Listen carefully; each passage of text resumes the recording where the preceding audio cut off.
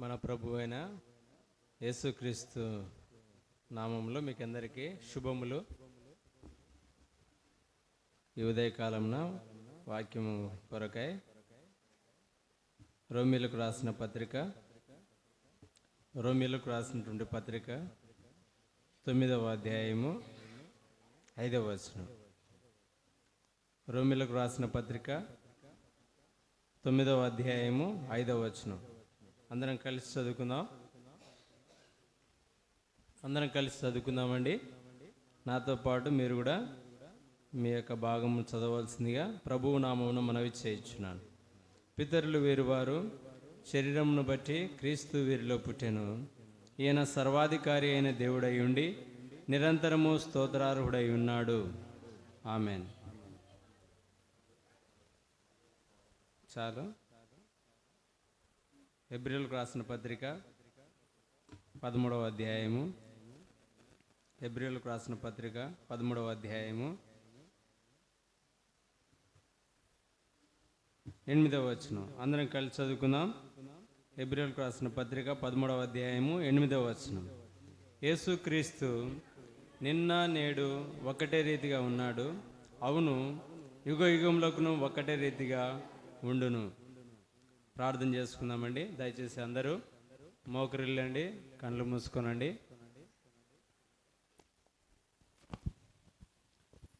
ప్రేమగల తండ్రి, దయగల దేవ, నమ్మకమైన జీవం కలిగిన నా ప్రభు నీకు స్తోత్రాలు.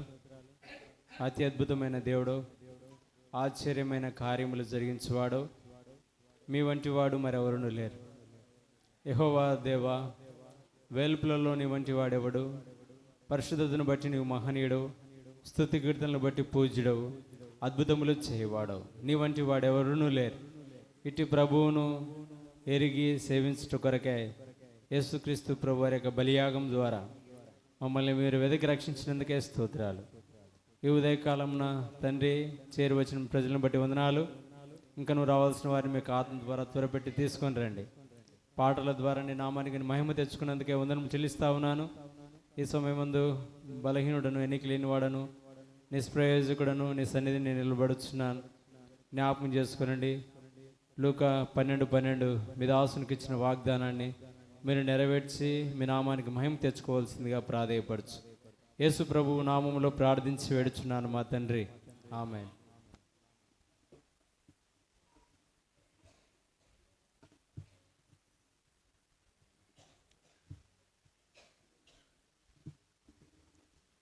మన ప్రభువు ఎలాంటి వాడు అని మనం చదువుతూ వచ్చినామంటే, యేసుక్రీస్తు నిన్న నేడు ఒకటే రీతిగా ఉన్నాడు, అవును యుగ యుగములకును ఒకటే రీతిగా ఉండును. ఆయన యుగ యుగములు కూడా ఒకటే రీతిగా ఉండువాడు. ఆయన మార్పు చెందనివాడు, మార్పు లేనివాడు. ఆయన ఏకరీతిగా ఉన్నటువంటి దేవుడు. అందుని విషయమై మలాకి గ్రంథంలో ఆయన 3వ అధ్యాయంలో వాక్యం రాయబడుతూ వచ్చింది. మలాకి గ్రంథము 3వ అధ్యాయము 6వ వచనంలో, యెహోవానైనా నేను మార్పు లేని వాడను గనుక యాకోబు సంతతి వారైన మీరు లయము కాలేదు అని సెలవిస్తా ఉన్నాడు. ఆయన మారని, మార్పు చెందని దేవుడు. యుగ యుగములు కూడా ఒకటే రీతిగా ఉన్నవాడు. ఆయన ఒకటే రీతిగా ఉన్నాడు కాబట్టే మనం ఇంకనూ సజీవులంగా నిలిచి ఉన్నాము. ఆయన ఒకటే రీతిగా ఉన్నాడు కాబట్టే మనం ఇంకనూ సజీవులంగా నిలిచిన వారంగా ఉంటున్నాం. యెహోవానైనా నేను మార్పు లేని వాడను గనుక యాకోబు సంతతి వారైన మీరు లయము కాలేదు అని ఆయన సెలవిస్తా ఉన్నాడు. కాబట్టి యాకోబు సంతతి ఎలాంటిదంటే మాటి మాటికి తప్పిపోయేటువంటి స్వభావం కలిగినది, మాటి మాటికి దేవుణ్ణి దుఃఖపెట్టినటువంటిది. ప్రభు ఎరుగును. చూడండి 78వ కీర్తన 38వ వచనం. 78వ కీర్తన 38వ వచనంలో వ్రాయబడుతూ వచ్చింది, అయితే ఆయన వాత్సల్య సంపూర్ణుడై వారిని నశింపజేయక వారి దోషము పరిహరించువాడు, తన ఉగ్రతను ఏమాత్రమును రేపుకొనక పలుమారు కోపం అణుచుకునివాడు. కాగా వారు కేవలము శరీరులై ఉన్నారనియు విసరి వెళ్ళి మరలి రాని గాలివలేనున్నారనియు ఆయన జ్ఞాపకము చేసుకొనెను. కాబట్టి యాకోబు సంతతి ఎలాగుందంటే మాటి మాటికి ప్రభువును శోధిస్తూ ఉంది, ప్రభువును దుఃఖపెడతా ఉంది. అయినను ఆయన వారి మీద ఉగ్రతను రేపుకొనక పలుమార్లు తన కోపమును అణుచుకొనివాడుగా ఉంటున్నాడు. ఎందుకంటే ఆయన వాత్సల్య సంపూర్ణుడై ఉన్నాడు. ఆయన వాత్సల్య సంపూర్ణుడై వారిని నశింపజేయక వారి దోషమును పరిహరించు దేవుడిగా ఉంటున్నాడు. అట్టి ప్రభువు మార్పు లేనివాడుగా ఉంటున్నాడు. యెహోవానైనా నేను మార్పు లేనివాడను గనుక యాకోబు సంతతి వారైనా మీరు లయం కావట్లేదు. ఆయన మనము మంటివారమని ఆయన జ్ఞాపకం చేసుకొనెను అని 103వ కీర్తనలో కూడా రాయబడుతూ వచ్చింది. కాబట్టి మనము మంటివారము, మనము నశించిపోయేవారము, నీటి బుడగ వంటి వారము, ఆవిరి వంటి బ్రతుకు మనది అని ఆయన జ్ఞాపకం చేసుకొని పలుమార్లు ఆయన ఉగ్రతను రేపుకొనక ఆయన కోపంను అణుచుకుంటూ మన మీద తన వాత్సల్యాన్ని కనబరుస్తూ ఉన్నాడు. ఆ ప్రభువు ఆనాడు వారి జీవితాల్లో ఎలాగనో ఉంటూ వచ్చినాడో నేడు మన జీవితాల్లో కూడా అలాగునే ఉంటూ వచ్చినాడు.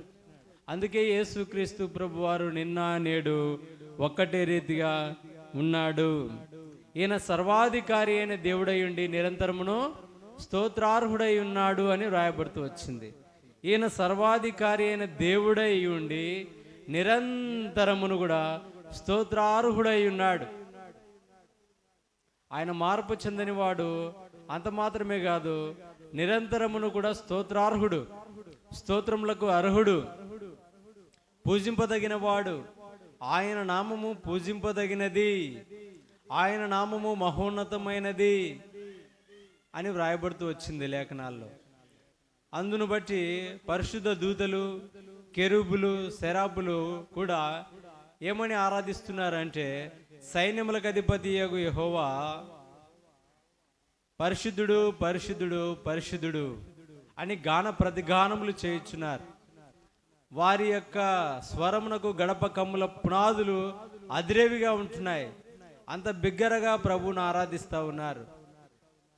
ఆ ప్రభువును ఆరాధించే నిమిత్తమై మనం కూడా వచ్చిన వారంగా ఉంటున్నాము. ఆ ప్రభువు మన జీవితాల్లో కూడా మారని వాడుగా ఉన్నాడు. కాబట్టే యాకోబు సంతతి వారైన మనము లయం కాలేదు. ఎన్ని మార్లు ప్రభువును దుఃఖపెట్టినా, మాటి మాటికి ప్రభువును గాయపరుస్తూ ఉన్నా, ఇంకనూ ఆయన మనల్ని ఓడ్చుకుంటూ సహిస్తూ ఆయన తాలిమి చూపుతూ దీర్ఘశాంతం గల వాడై ఉండి జాలిగల మనసును తాను రేపుకుంటూ మనలను కాపాడుతూ ఉన్నాడు. 90వ కీర్తనలో కూడా మోషే రాస్తాడు మొదటి 2 వచనాల్లో, ప్రభువా తరతరముల నుండి మాకు నివాస స్థలము నీవే, పర్వతములు పుట్టక మునుపు, భూమిని లోకమును నీవు పుట్టింపక మునుపు, యుగ యుగములు నీవే దేవుడవు. నీవు మనుషులను మంటికి మార్చుచున్నావు, నరులారా తిరిగి రండి నీవు సెలవిస్తున్నావు. కాబట్టి ప్రభువ తరతరముల నుండి మాకు నివాస స్థలము నీవే, పర్వతములు పుట్టక మునుపు, భూమిని లోకమును నీవు పుట్టింపక మునుపు, యుగ యుగములు నీవే దేవుడవు. వేరే దేవుడు లేరు, వేరే దేవుడు లేనే లేడు. ఆయన ఒక్కడే దేవుడై ఉన్నాడు మనందరికీ. ఆయన ఒక్కడే మనకు దేవుడై ఉన్నాడు. ఆయన ఒక్కడే మహాశ్చర్య కార్యములు చేయువాడు అని వ్రాయబడుతూ వచ్చింది. కాబట్టి మన ప్రభువు ఎలాంటి వాడు చూడండి. ద్వితీయోపదేశ కాండము 32వ అధ్యాయము 39వ వచనం. ద్వితీయోపదేశ కాండము 32వ అధ్యాయము 39వ వచనం. ఇదిగో నేనే దేవుడను, నేను తప్ప వేరొక దేవుడు లేడు. మృతి నొందించు వాడను, బ్రతికించువాడను నేనే, గాయపరచువాడను, స్వస్థపరచువాడను నేనే, నా చేతిలో నుండి విడిపించువాడెవడును లేడు. మన ప్రభువు యొక్క సార్వభౌమాధికారం మనకు అర్థమవుతుందా అండి? ఆలోచించండి. ఆ ప్రభు సెలవిస్తా ఉన్నాడు, నేనే దేవుడను, నేను తప్ప వేరొక దేవుడు లేడు, మృతి నొందించువాడను నేనే, బ్రతికించువాడను నేనే అంటున్నాడు. మరణము తప్పించుట ప్రభు అయిన యెహోవా వశము అని రాయబడుతూ వచ్చింది. కాబట్టి మృతి నొందించువాడు ఆయనే, బ్రతికించువాడు ఆయనే, గాయపరచువాడు ఆయనే, స్వస్థపరచువాడు ఆయనే. నా చేతుల నుండి విడిపించగలవాడెవడు? కాబట్టి నా చేతులే గాయపరుస్తూ ఉన్నాయి, ఆయన చేతులే స్వస్థపరుస్తూ ఉన్నాయని యోబు భక్తుడు 5వ అధ్యాయంలో కూడా సెలవిస్తాడు. కాబట్టి ఆయన చేతులు గాయపరచును, ఆయన చేతులే స్వస్థపరచును. ఆయన చేతిలో నుండి విడిపించగలవాడు ఎవరు? జీవము గల దేవుని చేతిలో పడుట భయంకరము. నువ్వు తప్పించుకోలేవు, నువ్వు విడిపించబడలేవు. ఆయన చేతిలో నుండి నిన్ను విడిపించేవాడు ఎవరునూ లేరు. కాబట్టి ఆయన సన్నిధిలో భయము, భక్తి కలిగి మనము జీవించే వారంగా మనము ఉండాల. అందును బట్టి రాస్తాడు హెబ్రీయులకు రాసిన పత్రికలో, అపోస్తలుడైన పౌలు హెబ్రీయులకు రాసిన పత్రిక 12వ అధ్యాయము 28, 29 వచనాలు. మనము నిశ్చలమైన రాజ్యమును పొంది దైవ కృప కలిగి ఉందము. ఆ కృప కలిగి వినయ భయభక్తులతో దేవునికి ప్రీతికరమైన సేవ చేయుదము. ఏలైనగా మన దేవుడు దహించు అగ్ని అయి ఉన్నాడు. వినయ భయభక్తులతో మన ప్రభువుకు ప్రీతికరమైన సేవ చేయుదము. ఏలైనగా మన దేవుడు దహించు అగ్ని అయి ఉన్నాడు. ఆయన మండుచు ప్రకాశించుచున్నటువంటి సూర్యకాంతిని మించినటువంటి మహిమ ఆయనది, సూర్య తేజస్సుని మించినటువంటి మహిమ ఆయనది. ఆయన ముఖరూపం ఎలాగుందంట, ఆయన ముఖరూపం ఎలాగుందంటే ప్రకటన గ్రంథంలో అంటాడు ఆయన ముఖరూపము దగదగ మెరయుచుంది. సూర్య తేజస్సును మించిన మిక్కిలి ప్రకాశమానమైనటువంటి వెలుగు ఆయనది. ఆయన ముఖము మహా తేజస్సుతో ప్రకాశించుచున్న సూర్యుని వలె ఉండెను. అంత గొప్ప మహాత్యము, అంత గొప్ప ప్రభావం కలిగిన దేవుడు ఎవరంటే మనం నమ్మినటువంటి దేవుడు, మన ప్రభువు. ఈయన సర్వాధికారి అయిన దేవుడై ఉండి నిరంతరమును కూడా స్తోత్రార్హుడై ఉన్నాడు. నిరంతరము కూడా స్తోత్రార్హుడై ఉన్నాడు. ఎల్లప్పుడూ కూడా స్తోత్రార్హుడై ఉన్నాడు. ఎల్లప్పుడూ కూడా పూజింపబడుతున్నటువంటి దేవుడు ఆయన. పరిశుద్ధ దూతలు, కెరూబులు, సెరాబులు నిరంతరము కీర్తిస్తూ ఉన్నాయి, ప్రభువును ఆరాధిస్తూ ఉన్నాయి, గణపరుస్తూ ఉన్నాయి. అంత మాత్రమే కాదు, భూమి మీద ఉన్నటువంటి భక్తులు కూడా ప్రభువును నిరంతరము ఆయనను స్తోత్రం చేస్తూ ఉన్నారు, ఆయనను ఆరాధిస్తూ ఉన్నారు, ఆయనను గణపరుస్తూ ఉన్నారు. ఎందుకంటే ఆయన నామము పూజింపదగినది, ఆయన నామము కొనియాడదగినది. మన ప్రభువును స్తుతించడం మంచిది అని వ్రాయబడుతూ వచ్చింది. కాబట్టి ప్రియమైన వారలారా, అట్టి ధన్యతలోనికి దేవుడు మనల్ని తీసుకుని వచ్చాడు. నిజమైన, సత్యమైన, వాస్తవమైనటువంటి దేవుణ్ణి మనం పూజిస్తూ ఉన్నాం, ఆరాధిస్తూ ఉన్నాం. నీ యొక్క ఆరాధనను నీ ప్రభువు స్వీకరించేవాడుగా ఉంటున్నాడు. నీ ఆరాధనలపైన దేవుడు ఆసీనుడై ఉంటున్నాడు. నీ మాట ఎవరు వినకపోవచ్చునేమో కానీ నీ ప్రభువు, నీ దేవుడు నీ మాట వినేవాడుగా ఉంటున్నాడు. నీ ఆరాధనను అంగీకరించేవాడుగా ఉంటున్నాడు. నీ ఆరాధన ఆయన సన్నిధిలోనికి ధూపం వలె చేరేదిగా ఉంటుంది. ఎంత అద్భుతమైన విషయం అండి. ఎవరు సమీపింపరాని తేజస్సులో అమరత్వము కలిగినటువంటి దేవుడు, అక్షయుడును అదృశ్యుడైనటువంటి దేవుడు, ఉన్నత లోకమందు సింహాసనాసీనుడైనటువంటి ప్రభువు, ఆ మహామహిమ కలిగిన దేవుడు నీ ఆరాధనను కోరుచున్నాడు. నీ పెదవుల నుండి వచ్చినటువంటి ఆరాధనను అంగీకరిస్తూ ఉన్నాడు ఆయన. నీ ఆరాధనలు ఎంతో ఇష్టపూర్వకంగా అంగీకరిస్తూ ఉన్నాడు. ఎందుకంటే నీ యొక్క విరిగి నలిగిన హృదయాన్ని ఆయన ప్రేమిస్తూ ఉన్నాడు. అందుకే కీర్తనకారుడు 51లో అంటాడు కదా, ఏమంటాడు ఆయన? విరిగి నలిగిన మనస్సే దేవునికి ఇష్టమైన బలి. చదవండి ఆ మాట. 51వ కీర్తన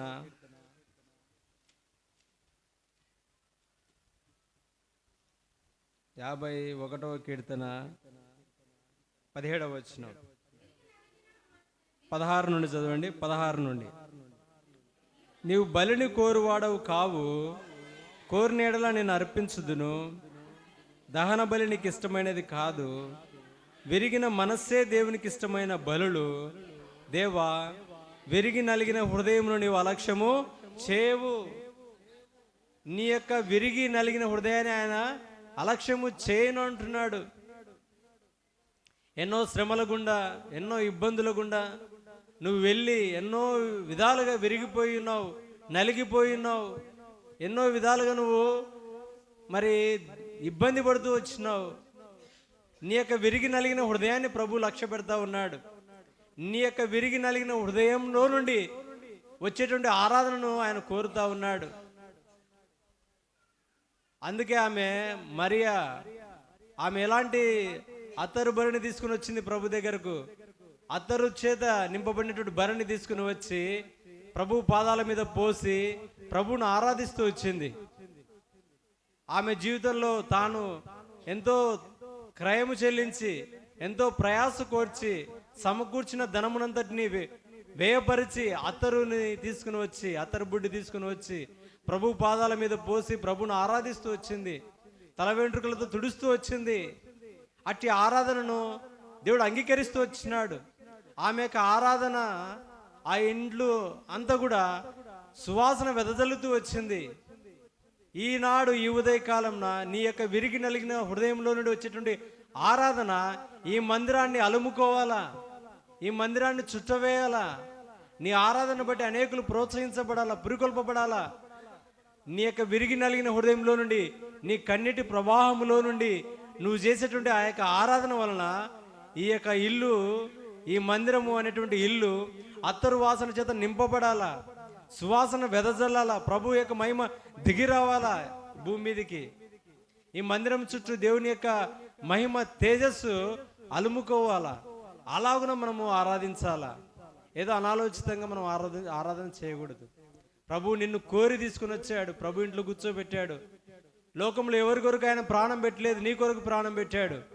నీ కొరకు సమాధి చేయబడ్డాడు, నీ కొరకు తిరిగి లేచినాడు ఆయన.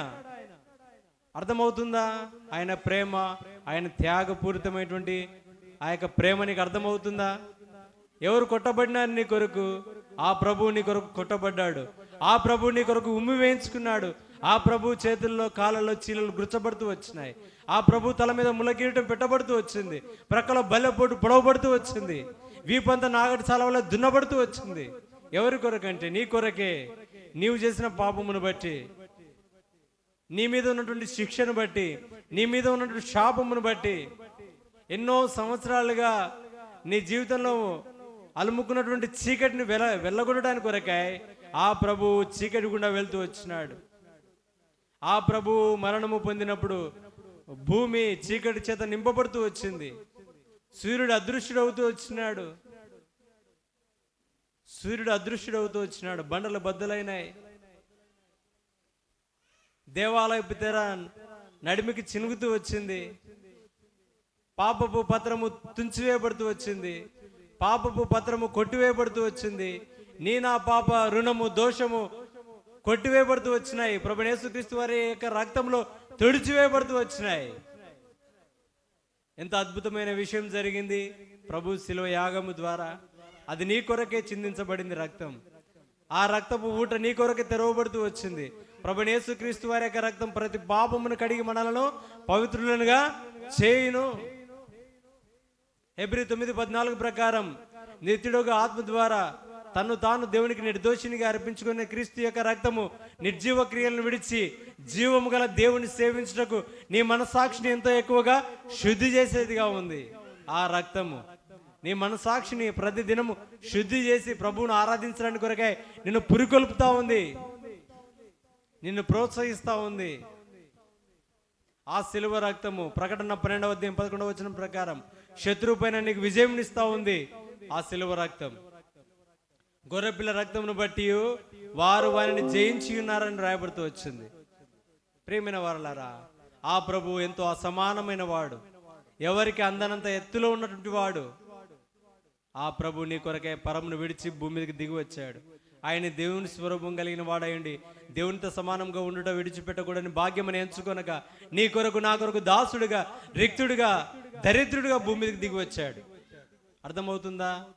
నీ కొరకు ఎంత త్యాగం చేశాడో, ఎంత తగ్గింపు కలిగి భూమి మీదకి దిగి వచ్చాడు. ఆయన ఎలాంటి వాడండి? సింహాసనాసీనుడై ఉన్నవాడు, పరమందు దూతల చేత ఆరాధింపబడేవాడు. తిమోతికి రాసిన మొదటి పత్రికలో ఆయన గురించి వ్రాయబడుతూ వచ్చింది. 6వ అధ్యాయం, తిమోతికి రాసిన మొదటి పత్రిక 6వ అధ్యాయము 16వ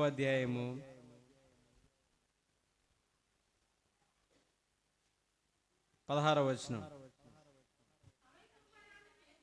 సమీపింపరాని తేజస్సులో ఆయన మాత్రమే వసించుచు అమరత్వం గలవాడై ఉన్నాడు.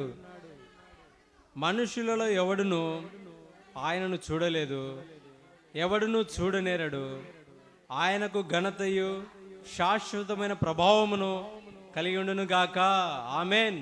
కాబట్టి ఆయనకు ఘనత, శాశ్వతమైన ప్రభావము కలిగి ఉండును గాక. ఎందుకంటే ఆయన ఎవరు సమీపింపరాని తేజస్సులో అమరత్వము కలిగిన వాడు. ఎవరు సమీపింపరాని తేజస్సులో ఆయన మాత్రమే వసించుచు అమరత్వం గలవాడై ఉన్నాడు. అట్టి ప్రభువు నిరంతరము స్తోత్రార్హుడై ఉన్నాడు. అట్టి ప్రభువు ఘనతకు అర్హుడు. అట్టి ప్రభువు నీ ఆరాధనలకు అర్హుడు. శాశ్వతమైన ప్రభావమునకు అర్హుడు ఆయన. అలాంటి ప్రభువు ఎక్కడ ఉండాలని కోరుతూ వచ్చినాడంటే నీ హృదయంలో ఉండడానికి కోరుతూ వచ్చినాడు. చూడండి, యెషయా గ్రంథము 57వ అధ్యాయం. యెషయా గ్రంథము 57వ అధ్యాయం 15వ వచనం. 57వ అధ్యాయం 15వ వచనం. మహాగణుడును, మహోన్నతుడును, పరిశుద్ధుడును, నిత్య నివాసియునైన వాడు ఇలాగూ సెలవిస్తున్నాడు. నేను మహోన్నతమైన పరిశుద్ధ స్థలములలో నివసించువాడను అయినను వినయము గల వారి ప్రాణమును ఉజ్జీవింపజేయుటకును, నలిగిన వారి ప్రాణమును ఉజ్జీవింపజేయుటకును, వినయం గల వారి యొద్దను, దీన మనసు గల వారి యొద్దను నివసించుచున్నాను. చూసారా ఆయన ఎంత తగ్గించుకున్నాడో? చూసారా? ఆయన మహాగణుడు, మహోన్నతుడు, పరిశుద్ధుడు, నిత్య నివాసి అయినటువంటి ఆయన మహోన్నతమైన పరిశుద్ధ స్థలంలో నివసించువాడు. అయినప్పటికీ నలిగిన వారి ప్రాణమును ఉజ్జింపజేయడానికి, ఏ యొక్క హృదయం అయితే నలిగిపోయిందో, ఏ యొక్క హృదయం అయితే విరిగిపోయిందో, అలాంటి హృదయంలో నివసించడానికి కొరకై ఆయన దిగి వచ్చాడు. ఆయన దిగి వచ్చాడు నీ హృదయంలో నివసించడానికి కొరకై. అందుకొరకై అపోస్తలుడైన పౌలు అంటాడు, ఏమంటాడు? మీరు దేవుని ఆలయమై ఉన్నారనియు, దేవుని ఆత్మ మీలో నివసించుచున్నాడనియు మీరు ఎరుగరా? దేవుడి యొక్క ఆత్మ మీలో నివసించుతుంది. కొరింథీయులకు రాసిన మొదటి పత్రిక 3వ అధ్యాయము, కొరింథీయులకు రాసిన మొదటి పత్రిక 3వ అధ్యాయము 16వ వచనం. మీరు దేవుని ఆలయమై ఉన్నారనియు మీరు ఎరుగరా? ఎవడైనను దేవుని ఆలయమును పాడు చేసినడలా దేవుడు వారిని పాడు చేయను. దేవుని ఆలయము పరిశుద్ధమై ఉన్నది, మీరు ఆ ఆలయమై ఉన్నారు. చూసారా ఎంత ధన్యకరమైన జీవితంలోనికి తెచ్చాడు. పాపము చేత నశించిపోవలసిన మనలను, నరకానికి వెళ్ళిపోవలసిన మనలను ఏం చేస్తూ వచ్చాడంటే దేవుడు తన ఆలయంగా చేసుకున్నాడు, తన పరిశుద్ధమైన ఆలయంగా చేసుకున్నాడు,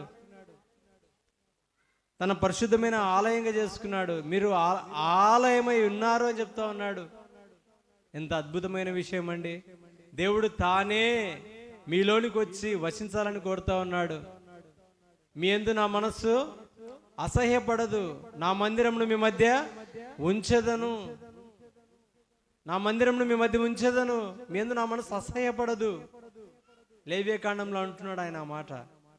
కాబట్టి ఆయన మన మధ్యలో వసించాలని కోరుతా ఉన్నాడు.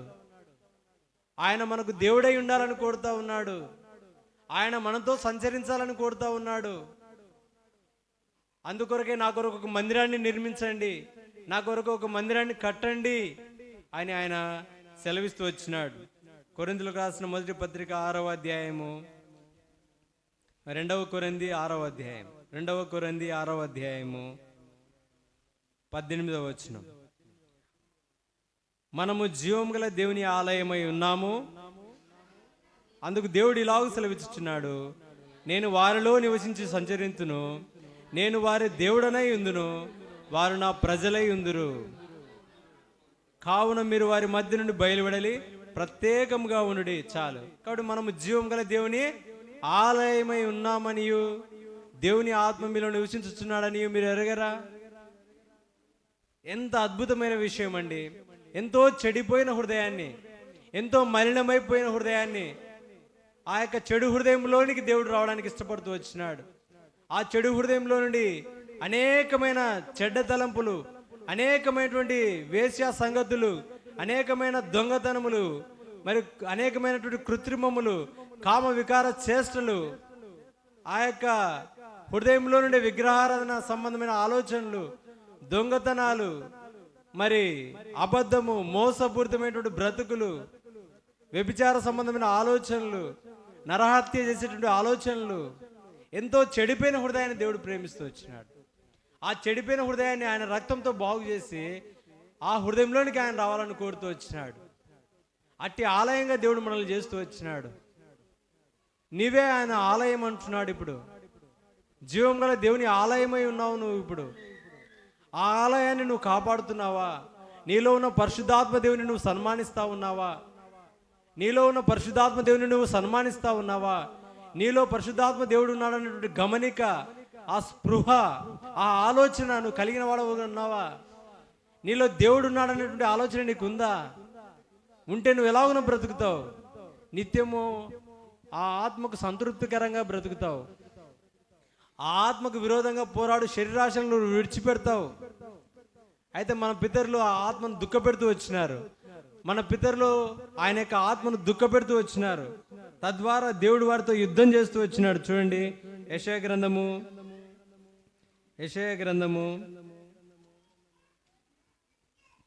నేను ముగిస్తాను. ఇంకా యెషయా గ్రంథము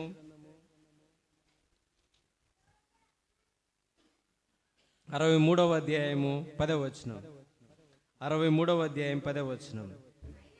అయినను వారు తిరుగుబాటు చేసి ఆయన పరిశుద్ధాత్మను దుఃఖింపజేయగా ఆయన వారికి విరోధి ఆయను, తానే వారితో యుద్ధము చేసెను. చాలు. చూసారా, మన పితరులైన వారు ఇజ్రాయెల్ ప్రజలు దేవుని పరిశుద్ధాత్మను దుఃఖపరుస్తూ వచ్చినారు. మాటి మాటికి దుఃఖపరిచినప్పుడు దేవుడు వారికి విరోధి ఆయను. దేవుడు వారికి విరోధి ఆయను. ఏలి కుమారులతో ఏలి అంటూ వచ్చినాడు, దేవుడే నీకు విరోధి అయితే నీ పక్షంగా ఎవడు విజ్ఞాపన చేస్తాడు? మీరు దేవునికే విరోధంగా కార్యాలు చేస్తూ ఉన్నారు. దేవుని ఆలయాన్ని పాడు చేస్తూ ఉన్నారు. దేవుని ఆలయాన్ని పాడు చేస్తూ ఉన్నారు. దేవుడు కోరుకున్న నీ నివాస స్థలాన్ని, నీ హృదయం అనే ఆలయాన్ని నువ్వు పాడు చేస్తే దేవుడు నీకు విరోధి అవుతాడు. దేవుడు నీకు విరోధి అవుతాడు. దేవుడు నీకు విరోధి అయితే నీ పక్షంగా ఎవడు విజ్ఞాపన చేస్తాడు? నీ పక్షంగా ఎవరు నిలబడతారు? అర్థమవుతుందా? దేవుడే వారితో యుద్ధం చేస్తూ వచ్చినాడు. అట్లు మన జీవితాల్లో కాకుండాను గాక. ప్రియమైన వారలారా, దేవుని యొక్క పరిశుద్ధాత్మను సన్మానిద్దాం. మన హృదయంలో దేవుని ఆత్మ ఉంది. దాన్ని కాపాడుకుంటూ నిత్యము ధూపం వేద్దాం. నీ ఆరాధన చేత, నీ ప్రార్థనల చేత ప్రభు యొక్క సన్నిధానానికి నీ యొక్క ఆరాధనను ధూపం వలె చేరవేయి. నేను చేతులెత్తిట సాయంకాలం నైవేద్యం వలె ఉంది. చేతులెత్తి ప్రార్థించు, చేతులెత్తి ప్రభువును స్తుతించు, ప్రభువును ఆరాధించు, ప్రభువును గణపరచు. అప్పుడు నిన్ను బట్టి సంతోషిస్తాడు. ఆయన నిన్ను బట్టి సంతోషిస్తే నీ కుటుంబం దీవించబడుతుంది, నీ కుటుంబం ఆశీర్వదించబడుతుంది, నీ సంఘము దీవించబడుతుంది, నీ సమాజంలో నిన్ను బట్టి అద్భుత కార్యాలు జరుగుతాయి. ప్రియమైన వారలారా, దేవుని మందిరము అది పరిశుద్ధమైంది. దేవుని మందిరము పరిశుద్ధమైనది.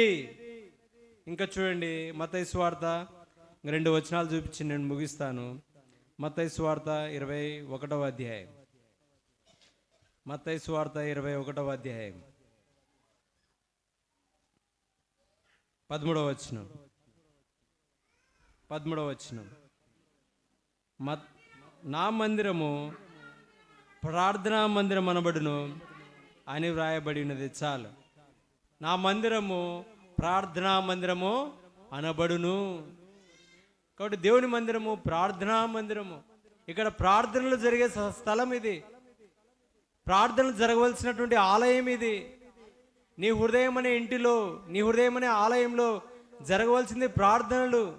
చెడు ఆలోచనలు కాదు, చెడ్డ చూపులు కాదు,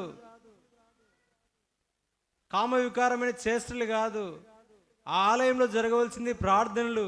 ఆ ఆలయంలో జరగవలసింది ఆరాధనలు. భౌతికంగా మన మధ్యలో ఉంచబడిన ఈ మందిరము పరిశుద్ధమైంది.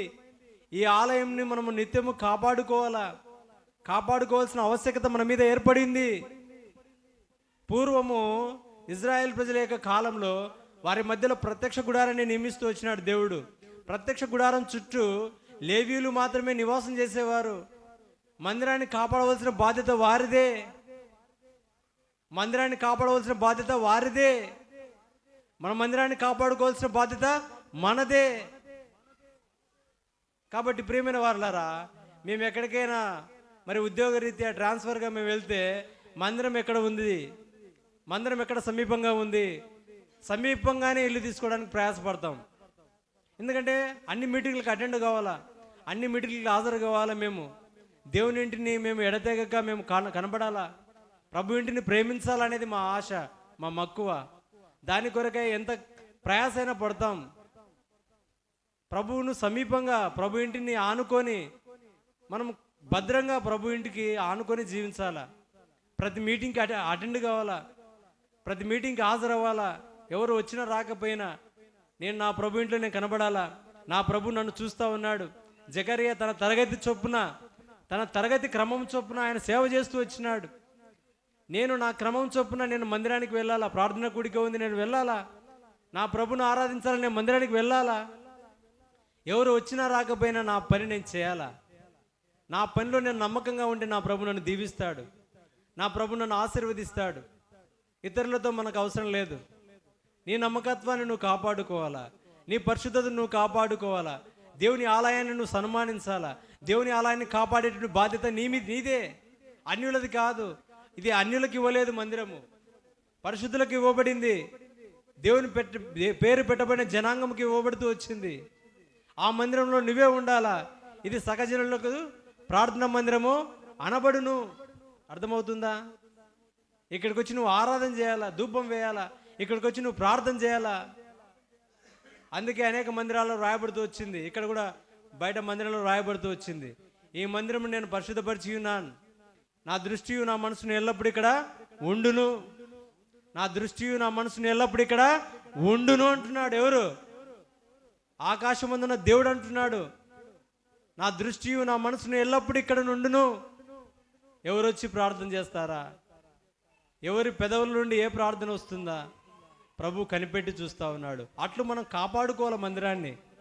ఎవరిది బాధ్యత అంటే చెప్పండి? మనదే బాధ్యత. మందిరాన్ని మనమే కాపాడుకోవాలా. అన్యులు సమీపించడానికి వీలు లేదు. ప్రభు రక్తం చేత విమోచించబడిన మీకే ఆ ఆధిక్యతను దేవుడిస్తూ వచ్చినాడు. చివరిగా నేను ఒక వచనాన్ని చూపిస్తాను. నెహెమ్యా గ్రంథము, చివరిగా నెహెమ్యా గ్రంథము 10వ అధ్యాయము 39వ వచనం. అందరం కలిసి చదువుకుందాం. నెహెమ్యా గ్రంథము 10వ అధ్యాయము 39వ వచనం. ఇజ్రాయేలీయులను లేవీయులను ధాన్యమును క్రొత్త ద్రాక్షరసమును నూనెను తేగ సేవ చేయు యాజకులను ద్వారపాలకులను గాయకులను వాటిని తీసుకొని ప్రతిష్ఠితములకు ఉపకరణములను మందిరపు గదులలో ఉంచవలను. మా దేవుని మందిరమును మేము విడిచిపెట్టము. దయచేసి అందరూ నాతో పలకండి, మా దేవుని మందిరమును మేము విడిచిపెట్టము. ఆమేన్.